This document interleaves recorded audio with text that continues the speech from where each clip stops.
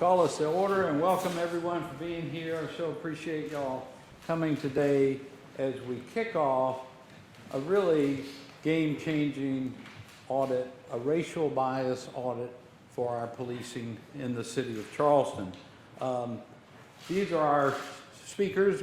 We're not going to have a long program, but we have a few people who are going to share some remarks with us. We have with us today the team from CNA, which is the consulting firm that has been hired to conduct this community outreach and study audit. And former Chief Rodney Monroe will be representing CNA, and he'll introduce their other team members when he comes to the podium. In addition, Chief Reynolds is with us. This is not necessarily in the order in which they will be speaking. And also, we were expecting Dot Scott to be with us. She ended up needing to attend a funeral this morning and couldn't be with us this morning. And Judge McFarland is going to be speaking in a few minutes, representing Charleston Area Justice Ministry, and also our own Kylon Middleton, Reverend Middleton, who is our leader of the Illumination Project. So speaking of which, in my view, this effort, this effort to build trust between our community and our policing really stem from the terrible tragedy at Mother Emanuel Church. Almost 4 years ago, it's amazing how time flies. After that terrible tragedy, the city, then Chief Mullen and Mayor Riley and other community members began a project to help build that trust between policing and our community, and it was known as the Illumination Project. And much community outreach occurred, and 87 strategies were developed, Chief. And I'm happy to report, maybe Kylon will do this briefly, that after 3 years, many of those strategies are being pursued. I view this racial bias audit as a logical extension of that effort and to continue building that trust. And recognizing in a city such as Charleston, which is next year, will be celebrating our 350th birthday. 350th birthday. This council chambers, 200 years continual use as city council chambers for the city of Charleston.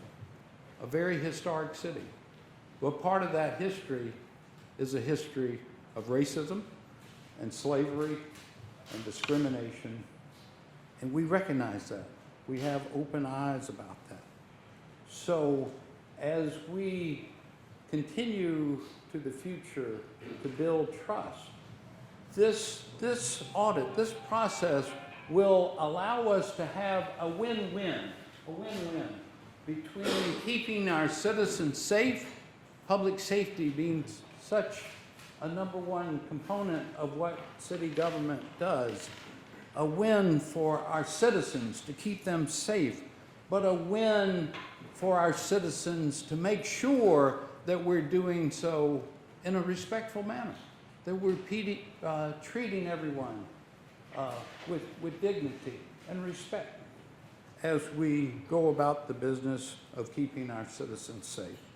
So without further ado, I will ask Reverend Middleton to come forward and share some remarks, and then I'll let him continue the order from there. I do want to recognize, before I do so, a couple of city council members who are with us and whose support for this has been terrific. One being Councilmember Peter Shade, who is the committee chair of our Public Safety Committee, and also Councilmember Carol Jackson. I also got a phone call from Councilmember Lewis, James Lewis, who wanted to be with us today, but was unable to attend. Reverend Middleton.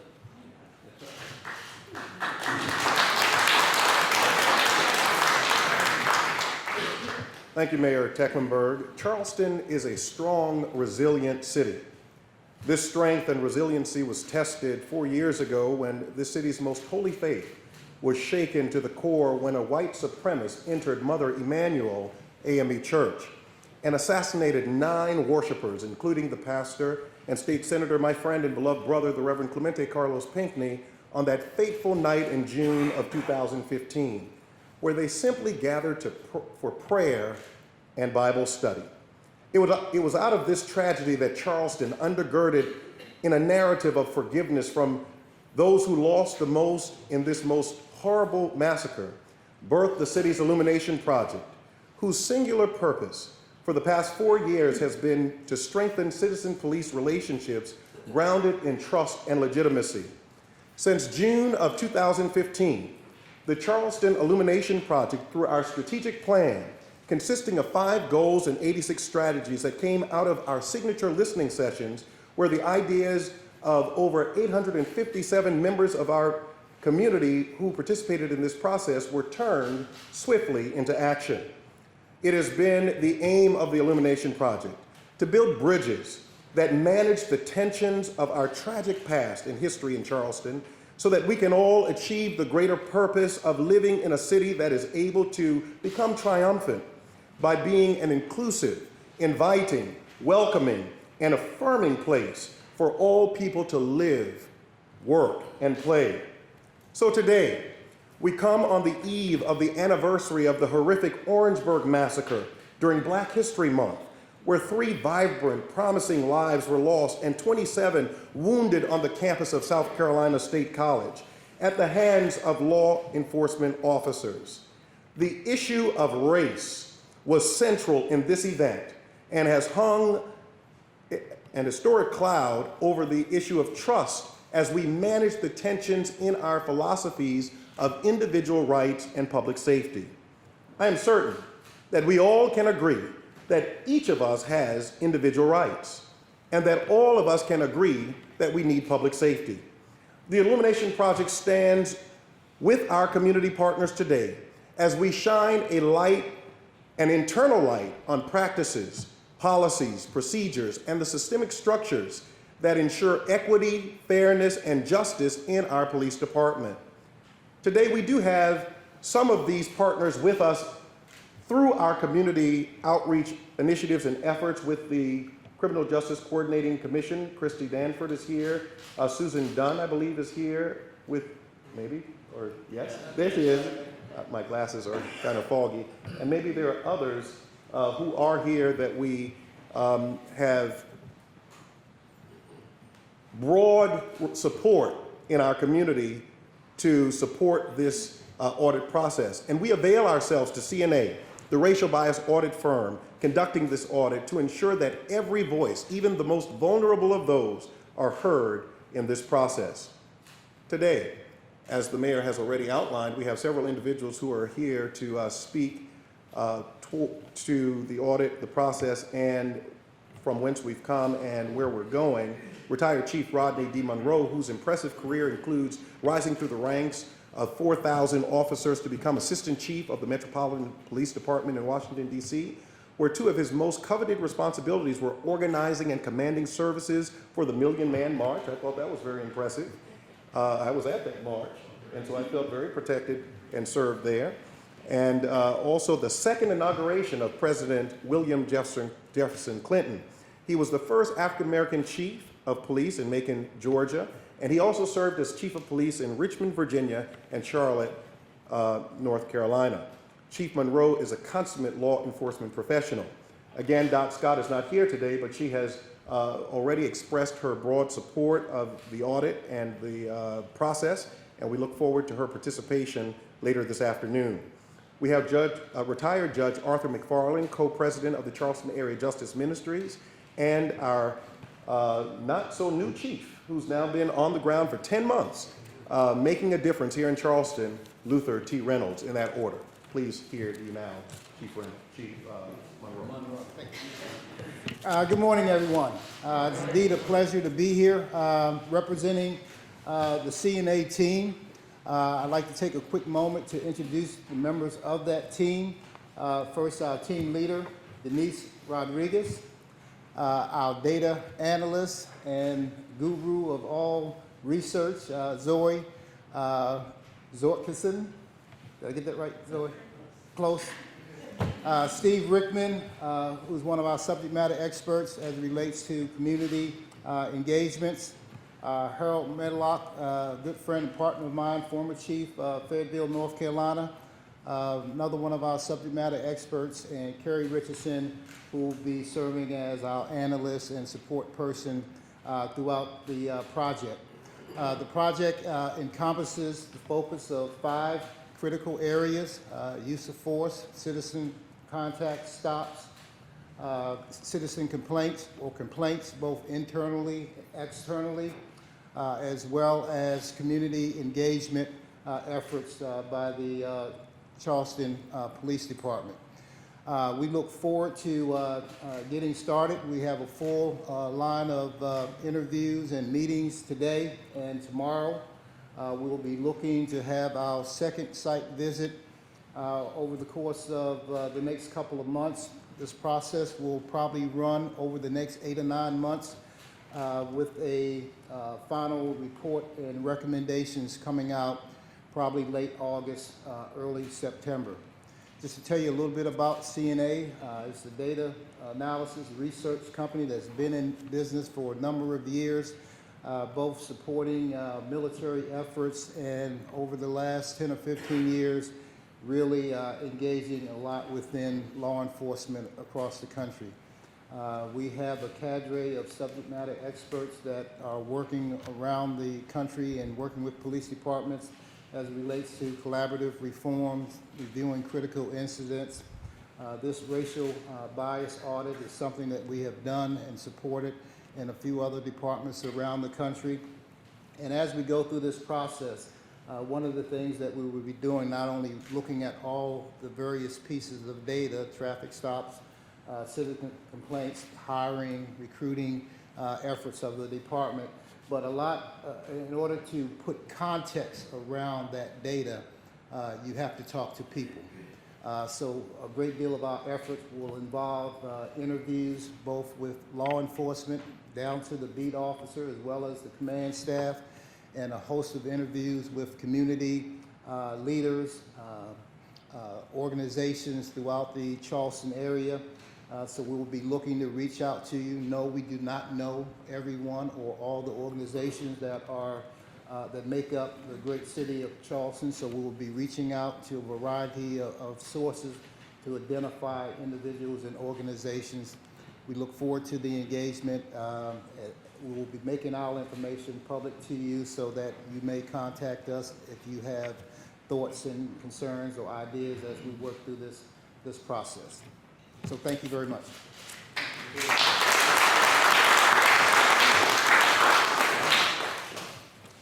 Good morning. I'm Arthur McFarland, co-president of the Charleston Area Justice Ministry, and I'm here along with some members of our policing committee, and I'd ask that they just stand so that you might see who they are. The members of the Charleston Area, Cajun, everybody from Cajun who's here, would you just stand? Thank you.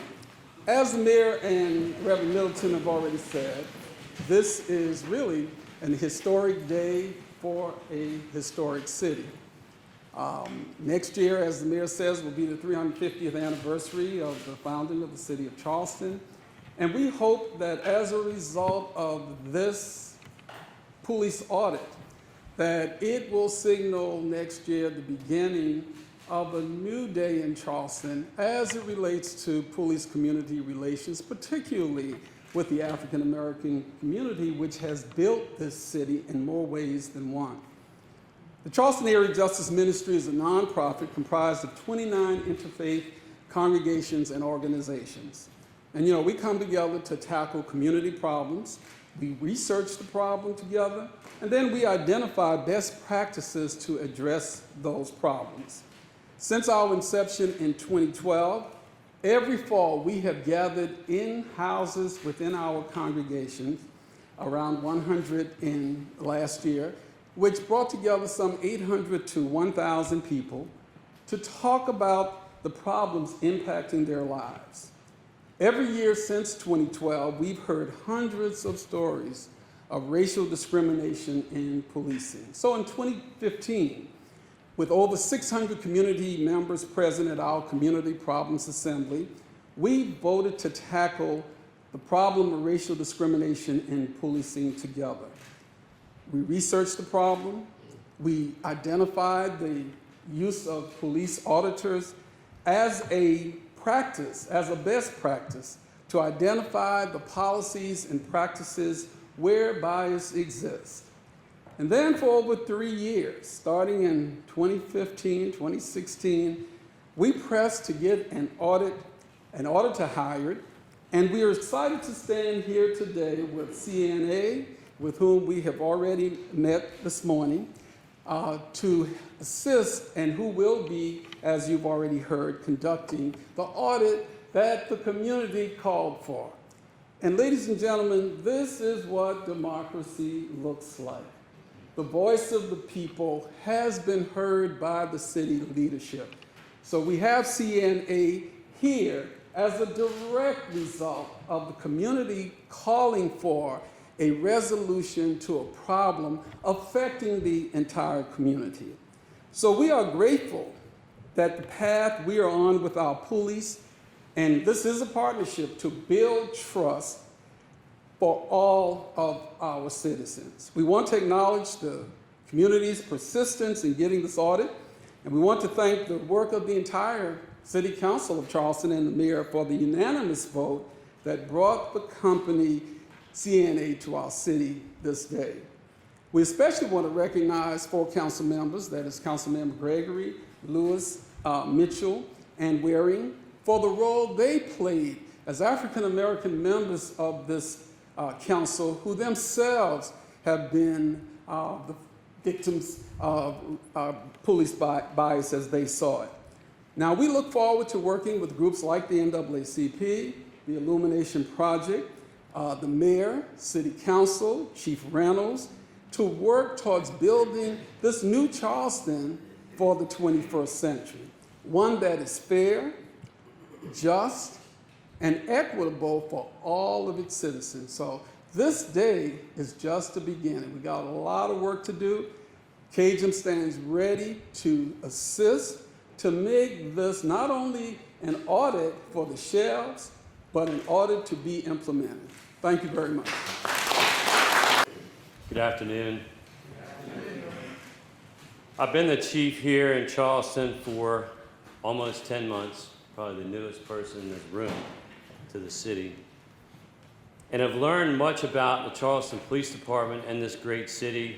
And I'm going to provide some reflections of those observations as we begin and embrace our community's audit of our police department.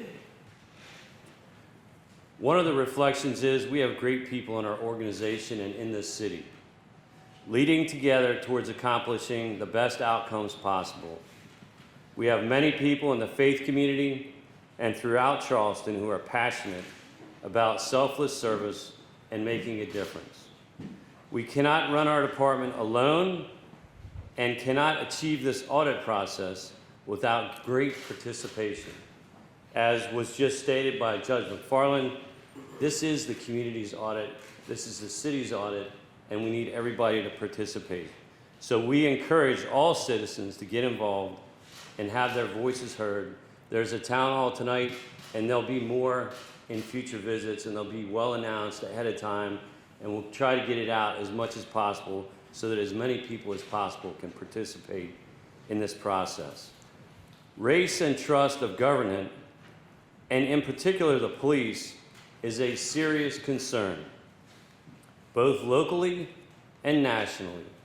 Just turn on the news, turn on the television any night of the week, and you will hear about real people with real stories and real concerns. And in order to most effectively continue protecting and keeping our communities safe, we must continue to confront this reality, embrace this difficult conversation, and lead through it for the best outcomes possible. There is a painful history of race in America, in the South, and in Charleston in particular. as the mayor and others have just articulated. Recent, specific, and painful examples include the Mother Emanuel 9 killings, the Walter Scott event, his death, the Orangeburg massacre, and recently the mayor and the city council's discussions on apology and an ordinance for an apology for slavery in our city, and recently the federal government, and if you didn't know this, to me it's pretty powerful, within the last year, has reopened the investigation of the kidnapping and brutal murder of the young man named Emmett Till, who was killed in Mississippi, and whose mother is one of our heroes. Just this past couple weeks, we spent an entire week having a beautiful celebration of MLK Jr. And we had MLK Week. And as we celebrated his vision and we talked about the beauty of his life, we also recognized that he was assassinated for standing up for his beliefs. And he was also killed brutally. And we stand here today with continued inequities and barriers in our communities, navigating between what I call a big gap between the haves and the have-nots. This includes education, housing, transportation, economic development, and of course, why we're here today. Inequities in the criminal justice system and perceptions of disparate and inequitable treatment and outcomes from police contacts.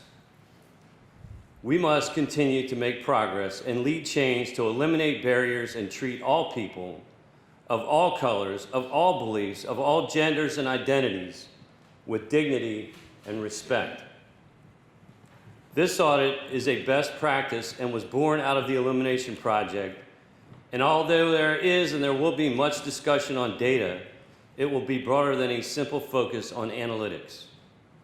As we have already heard from the audit team and Chief Monroe, it will be an outside, objective, independent review of our department's policies, our practices, our hiring, our complaint reviews, training, community relationships, public trust, engagement, transparency, and perceptions of fairness and constitutional policing practices.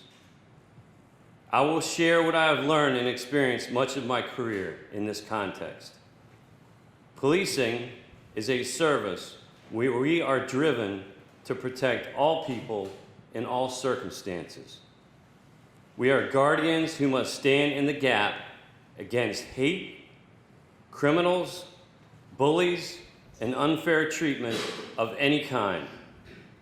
The people who often need the police, us, the most, are the ones who often trust us the least.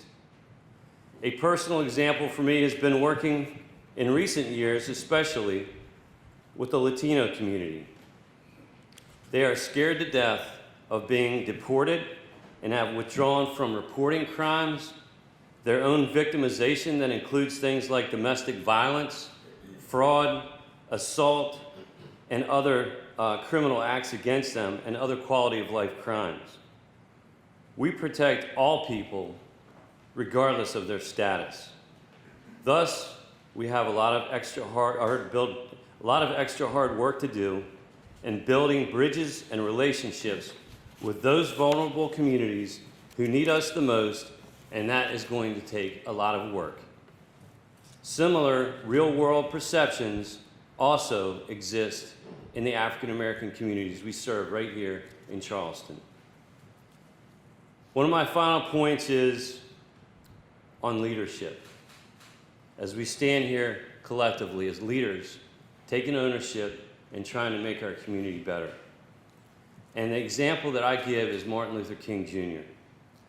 We just recently spent a whole week remembering and celebrating the great vision of MLK Jr., a dream that I share, which is not yet fully realized.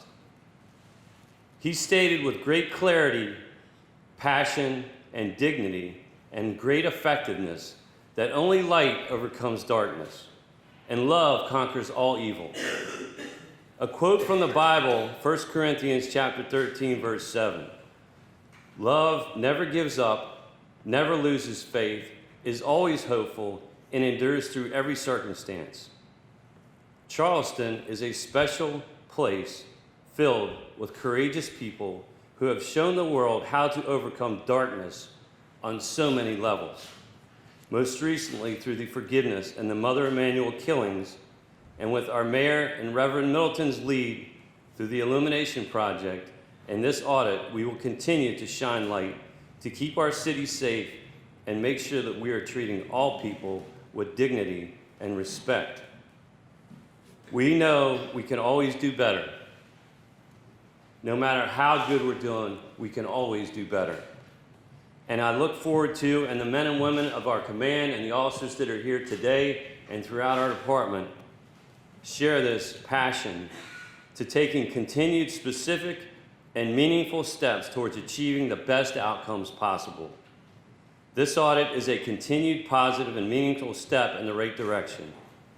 Thanks to our council, thanks to our mayor, thanks to our community and all the people that have been a part of getting us to this point, who have supported this effort, and thank you to all of you present today and who are going to be working with us on this project to make this great city even better.